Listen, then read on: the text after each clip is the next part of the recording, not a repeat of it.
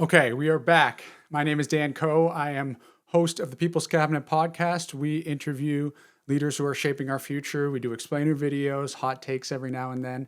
Please subscribe to our channel if you like what you're hearing today. And please subscribe to The David Pakman Show. Again, most importantly, let's all celebrate the fact that he is a new dad once again. He has announced his retirement, but I'm sure he and his wife and his family are a little sleepy right now. So let's send them all well on this wonderful blessing to the world. Okay, a few more topics I want to cover. First and foremost, Trump has always talked about how he's for the working person, right? This is what he says that he stands for, etc. But when you peel back the onion over and over again, it becomes clear that that is not the case. So I want to bring attention to two examples, and then also in that process talk to you a little bit about how it actually works in government with hiring. Trump talks about how he's for the unions, that he cares a lot about unions. But it was announced yesterday that the Trump administration begins to strip federal workers of union protections. The Department of Veteran Affairs appeared to be the first agency to begin terminating union contracts, affecting more than 400,000 workers, most of them represented by the American Federation of Government Employees, the largest union for federal employees. So this is all part of DOGE, right? This whole idea that federal workers don't do anything, and that really, we should be like the private sector, make cuts, give people voluntary terminations. That results in us losing key staff, weather service, FEMA, etc. But they celebrate it like it's some efficiency, when in the reality, it's going to come back to bite us in the ass. So just to put it in perspective, the VA is one of the largest employers in the federal government. It employs 479,000 people. Why? Because it's taking care of our veterans, okay? These people who have risked their lives for us. And so doctors, nurses, services, it better be pretty big given what they risk for the country. And so what bothers me is that MAGA and Trump talks about America and how he's making America great again. He is putting those who are putting their lives on the line for America at risk. He is taking away resources from the people who are actually making America great. That is the biggest irony of this entire thing, right? And so taking away their collective bargaining rights means that obviously it's going to be harder for them to be paid more eventually, but it also means making it easier to potentially get rid of them, which is part of this whole thing.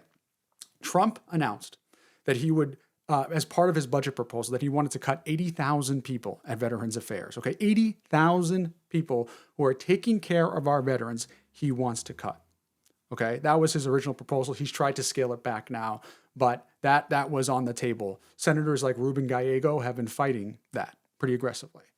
So that's still there, that threat of firing. Now, part of the hiring that the Biden administration did was for something called the Pacted Act, which gave services for people who got sick because they were near what was called burn pits. The fumes from the burn pits when they were at war would give cancer, including the president believes his son, Beau. And this was resources for them. And this is a president who claims he's for vets, literally cutting them. This doesn't just stop there, okay? He claims he's for minors. There's a famous image of him standing in front of a bunch of minors, okay, saying that, he's doing all this work for him. But he got rid of a program that helps protect minors from black lung disease at HHS. Okay, there's been some court battles now. There's some talk about reinstatement, but his proposal was to cut that program. RFK Jr. did that. Okay, so this is a president who says one thing, but is actually doing something completely else behind the scenes. Let me just give an example of why this is so important.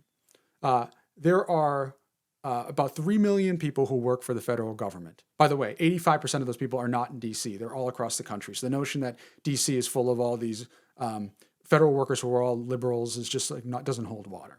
Okay, there are about 4,000 political appointees. Political appointees are switched over at the whim of the president, whoever comes in. Okay, that's how it works. So there are protections for the career officials, the rest of them, that entire rest of the 3 million, to protect against administrations coming in and just cleaning house and hurting people and hurting our government, because you can't have everybody, all 3 million, switch out every 4 years. Trump is trying to take away protection so he can do that. He also tried to create a situation where policy staff were no longer career, but what they called Schedule F, which made it easier for him to fire those people, so that all of the people within federal government would be at his whim at any given moment. I will tell you something. Federal employees were some of the most impressive people I ever worked with. I talked a little bit about FEMA yesterday, and a woman I met who literally her job it is every 6 or 7 months when a new tragedy hits to uproot her entire life to go there. That happens as well everywhere across the country, these public servants who are doing things. This is a mundane one, but it's important to point out. I know a guy who I worked with at the Department of Labor. Every single agency has what's called a SCIF. It's a place to keep confidential information. His job was to be down in the barrels of the building where the SCIF is, that he couldn't even tell people, or was not even supposed to tell people where it was, to make sure that was running and that was secure. That was his job every day, going to a windowless basement area and making sure that everything was running.